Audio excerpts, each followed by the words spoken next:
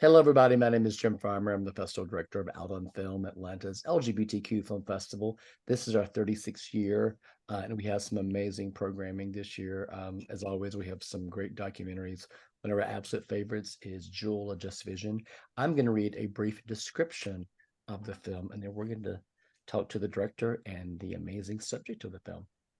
From Black Power in late 60s Boston to AIDS activism in mid 80s New York to marriage equality in early 10s San Francisco, Jewel, A Just Vision from award winning filmmaker Madeleine Lim focuses a joyful and hope filled spotlight on novelist, playwright, essayist, poet, and journalist Jewelle Gomez. I am absolutely delighted to welcome Jewelle Gomez and director Madeleine Lim. Hi, Thank everyone. you. Hi, Hi, Jim. thanks so Thank much. you so much for being here. And I know you had a tougher than expected flight over here, so thanks for being patient with that. But I'm glad you're here. I'm looking forward to screening. So thank you so much. Well, let me start from the beginning. Joel, when did you? Now I'd like to hear from Madeline too. But can you both talk about when you two met for the first time and how you decided to collaborate on this film? Well, I can start and say how what big fans my partner Diane Sabin and I are of Queer Women of Color Media Arts Project. And we started going to the festival, I think it was in the first year, maybe 17 years ago. Yeah. And we were very moved by the films that the young people or younger people were making, young as in young in filmmaking, were doing and the screenings, as well as the kind of energy that Quack Map created. It was very welcoming, it was very diverse, it was very energetic, and we felt like this is the kind of thing San Francisco really needed to make it the vibrant place that San Francisco and progressive place that San Francisco was always known to be. So that's how we came to know Madeline and Kibo and her team, because we were stalking the festival. We loved it so much. Great. Jim, thank you so much for having us and bringing Absolutely. us out to Atlanta. And I just wanted to say that we're so thrilled and so excited for our screening. It is our not only our Atlanta premiere, it is our Georgia premiere as well as a Southern state premiere. So we're so excited that Uh, you have selected our film to screen. we're honored. Thank you so much. And just to add to what Jewel said, so we met back in 2005 and got to know each other over the years. And then in 2013, I had completed a documentary called The Worlds of Bernice Bing. And Okay. it was about another artist, lesbian artist, artist of color. She was Chinese American. She had been born in San Francisco, Chinatown, and she was a lesbian. And she passed away in 1998. Mhm. Although she was really talented, she was an abstract expressionist painter, Yeah. with the likes of Richard Diebenkorn and others like him, had her work exhibited next to his at museums and was hardly recognized, even though she was really talented because she was a lesbian, because she's from the West Coast, because she's Chinese American. And when I had completed that film, it started conversations around, why are we waiting until our artists of color, our lesbian of color artists have passed away to honor them and recognize them for their art and their activism and their life and their legacy? And so that was what prompted the conversation with Jewel around, documenting her. And in 2016, that was the 25th anniversary of the Gilda Stories, Jewel's novel, award-winning novel. And City Lights bookstore in San Francisco was doing a reading, a commemorative 25th anniversary reading. And so that actually jump-started our production. So we went out there, recorded the reading, got some B-roll, and that was what started it all. That's amazing. Um, Joel, I could talk to you for hours about your career. I mean, I guess I'm gonna try to get you to sum it up, and if you can, but can you just talk briefly about your journey toward self-acceptance and becoming an activist and storyteller, and why all these things mean so very much to you? Mm. In 25 words or less. Oh, no.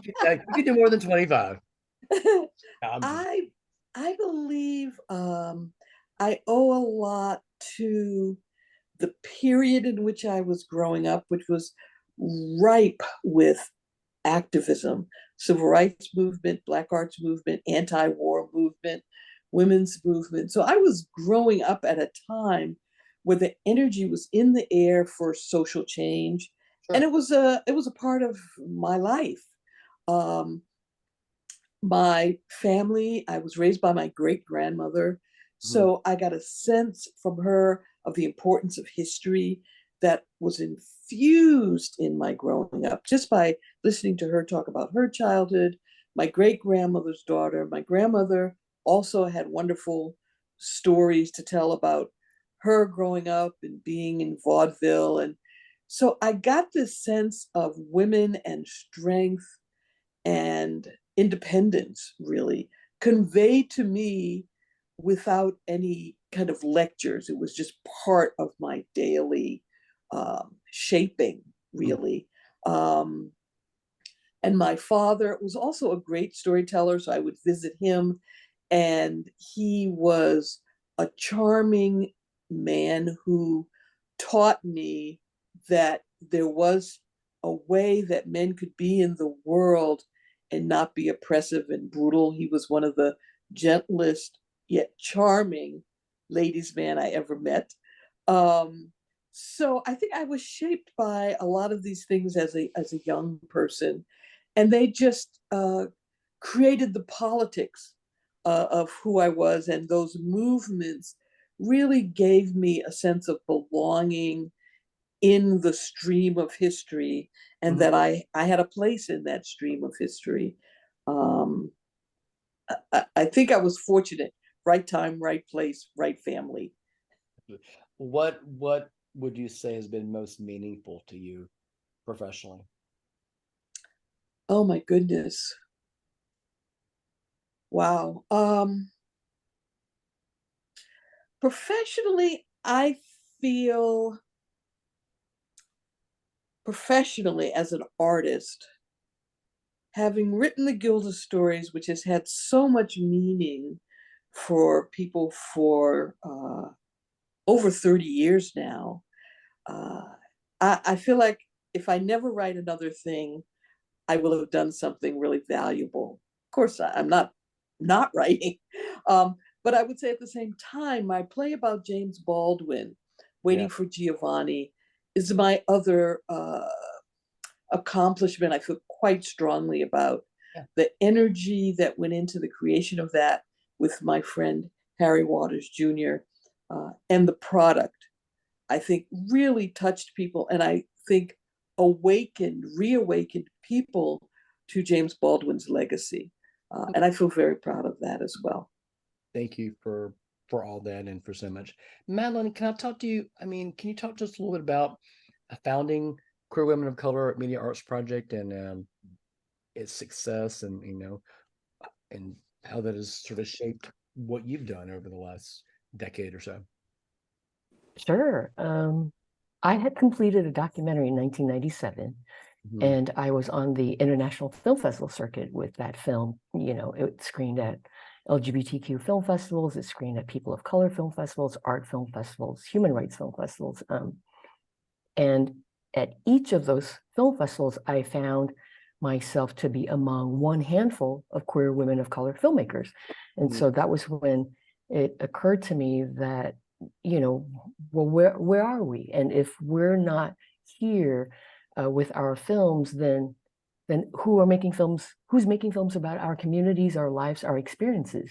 Sure. And so that was when I felt that there was a need to impart filmmaking skills to our community, but I didn't know if there would be an interest. And so, when I was back in San Francisco, I wrote a couple of grants, got some funding, and decided to conduct a series of filmmaking workshops free Mhm. of charge because film school is Yeah. so expensive. Filmmaking access to filmmaking equipment, all those kinds of things are really expensive. And so these were free filmmaking workshops offered to the community. And I didn't know what kind of response I would get. And I flyered, this is pre-internet, pre-email, pre-social media.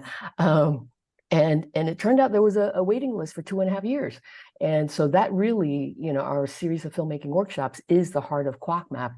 And that jump-started QuackMap. And after about 3 years or so of creating films and conducting workshops, we had a handful of films. We had about 7 short films created that I thought, okay, we're ready to screen this to the community, because, the community was like, okay, we want to watch these films. When can we watch these films? And so I said, all right, we're ready. And we had a screening.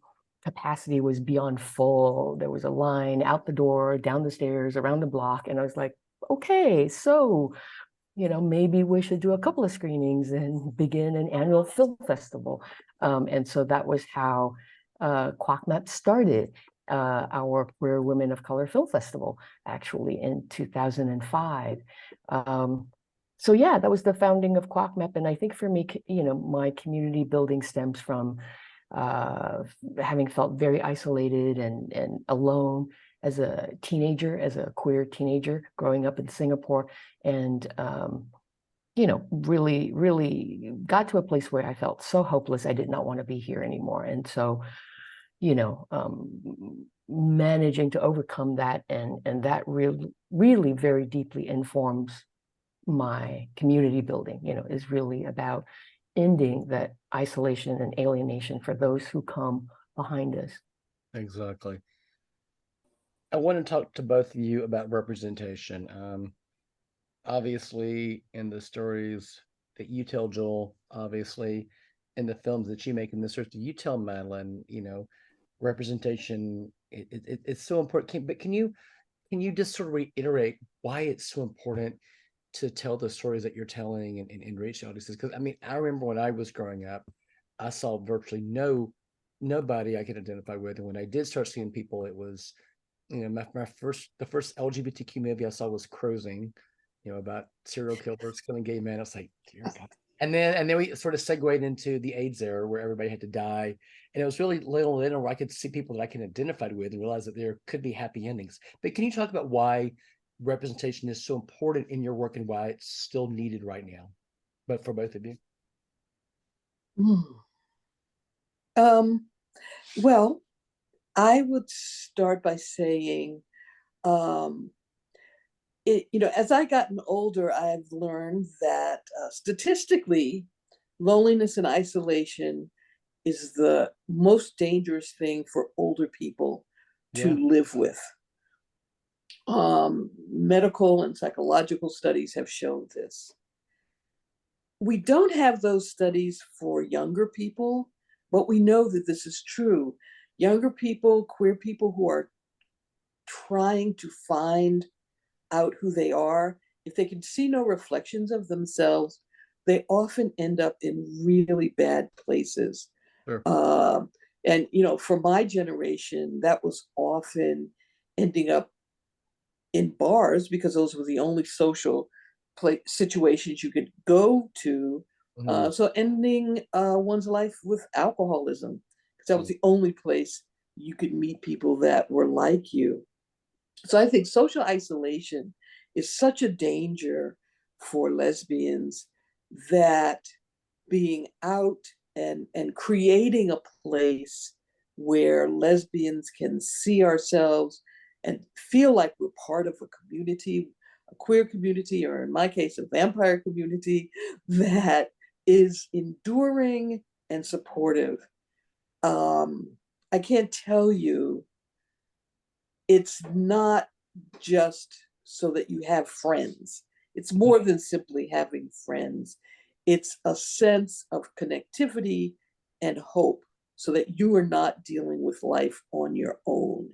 Yeah. And that's a life and death situation. And I think that's what's important to me about representation. Okay, thank you. Representation for me in film is really, really important, especially, as a queer person of color.